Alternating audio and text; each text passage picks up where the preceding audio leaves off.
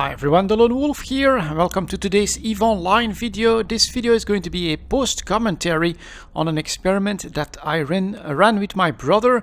So a while ago I actually already was playing with the idea of going back into wormhole space. You guys know that I've done a little bit of that very easy exploration, very safe exploration in a cloaky ship, looking for some of those pirate relic and data sites, which potentially can give you some very nice loot, but it was still very much the Care Bear playstyle. And so now I thought perhaps I should look for something else, and I was still looking for something that I could do solo as well, at least to start out with, and that is to dive into the combat sites of wormhole space, and to do so in a pretty beefy, pretty tanky battle cruiser. But the philosophy behind these dives is going to be quite different. We are there to claim those sites. We're gonna run them until the wormhole is dry, and if we get dropped, if there is a fight, we'll take the fight no matter what. And so these ships are built to be blown up. They're built to be lost. They're already written off. That is basically the idea behind the wormhole dives that we did a couple of days ago, my brother and myself. So the footage that you're seeing in the background is of course of those dives, and unfortunately, well, perhaps fortunately, perhaps unfortunately, there was no PvP fight at this point. We didn't have that much time, and we found a first C1. We're starting out in C1 just to be safe, just to be in a decently controlled PvE environment, and there was one combat site in the C1, so we went in there. It was pretty much empty, quite a strange one. No structures in that C1 wormhole, but a couple of active bosses still. Who the hell is still using bosses? I mean, in the meantime, you'd think putting up an Astrahus would be affordable and would make sense, but nope, nothing like that in the first wormhole, and so really nothing very eventful. Of course, we came up against the sleepers once again. Their neuting power is still quite impressive, but in a well-fitted, Tech 2 fitted, I would say, generally battle cruiser, you are going to be able to handle those sites even solo. And so I was together with my brother, so both of us, no real issues there. Felt pretty good to go into wormhole space without like constantly watching D-scan and being worried about being dropped or anything like that. If we get dropped, that's it. We take the fight. If we win, great. If we lose, great. No problems. Then we're moving on to another battle cruiser. Basically, we start with something that I think is super strong, especially for the PvE, the Prophecy. We've got missiles, we've got drones. Again, the winning combo in my opinion. It's got very strong innate resistances across the board, so it's very easy to make that an Omni tank, and yeah, it's also pretty nice in its HP pool. Its capacitor is not great, but not that bad. You can make this ship cap stable quite easily, and so for this specific ship I also put in a Microwarpdrive and a long point, so that if we get into a fight I can try to hold on to even a smaller target as well, and then I got a cap booster just to be able to counter the neuting, not so much for the PvE part, but for the PvP part, of course. And so, yeah, we did that site. The loot came out, and that was very interesting. We did the old classic. It's been a very long time since we actually went into wormhole space and did some of these sleeper sites. And melted nano ribbons are completely worthless now. Like 100,000 ISK for a melted nano ribbon. These things used to be worth 3 million ISK. They were incredible.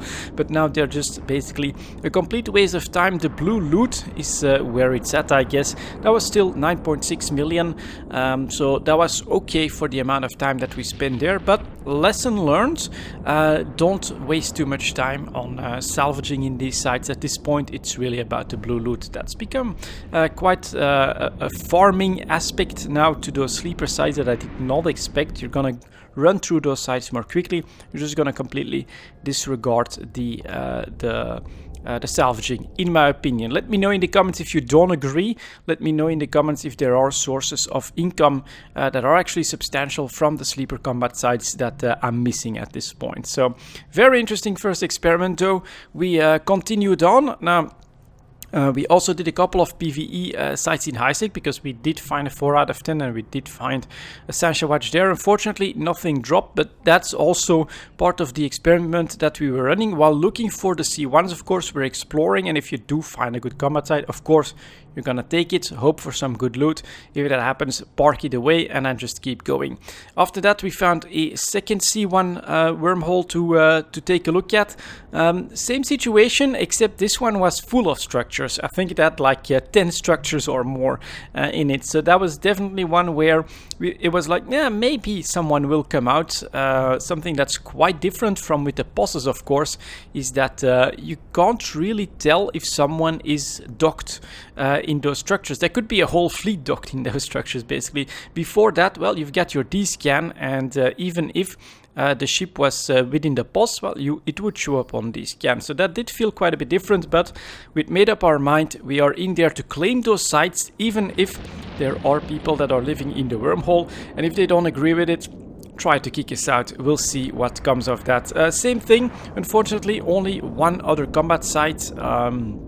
The exact same thing, so we went in there, did the same thing, nice little cleanup, grabbed the loot. This time we, didn't do the salvaging because of the terrible value of the salvage loot there at the moment. It's basically not worth it, and we didn't have that much time anyways either, so it was good to stick with 2 wormholes, 2 combat sites. Everything was cleaned out, we were ready to go home. We got a little bit of high-sec PvE in as well with those 2 prophecies. We felt like it was a very good start for this experiment in EVE Online. I think we're gonna do more of it when my brother and myself comes online, and longer term, personally, I am also thinking about public fleets that we got a little bit of a teaser from Amsterdam that the CCP might integrate something like that in the agency. I think that is very cool. It is something that I kind of want to do, but I also know that, of course, that it's a lot of work, a decent amount of organization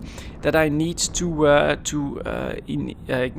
do for that, so that it's a doable, fun experiment. But it's something that I'm definitely playing with. If I do decide to go ahead and to, for instance, organize some dive fleets, then I will definitely let you guys know that that is coming. I'll give you guys a very specific date and time when I'll be organizing and running those fleets. I think that could be very fun, rather than just being my brother and myself in battlecruiser. Perhaps we could get like 5 cruisers or something like that to dive in a C1 and hopefully claim quite a bit of loot there.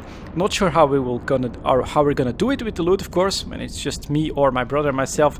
Put up a mobile tractor unit and we're in the corp, so that's not a big deal. But if you get half a dozen people, things might be different. But it's an experiment, a thought experiment for me at this point, that I think at some point I'm at least gonna want to try. And for me, it is the update for the agency, where hopefully CCP does make it possible to create those public fleets that are easily found, easily joined, before I actually get started on it. But that's basically the plan right now. We're gonna take a look at some battle cruisers for these types of wormhole dives. Once the prophecies are destroyed, we're moving on to something else. I already think that spider tanking myrmidons could be very cool as well. After that, we'll just continue on Minmatar battle cruisers. I mean, I really don't fly Minmatar very often. That could be very cool to see as well, I think. And then later down the road, hopefully I'll be able to expand that to maybe flying with you guys as well in these types of dives. And that's it for this after report on this experiment. Thank you very much for watching, guys, and as always, I'll see you next time.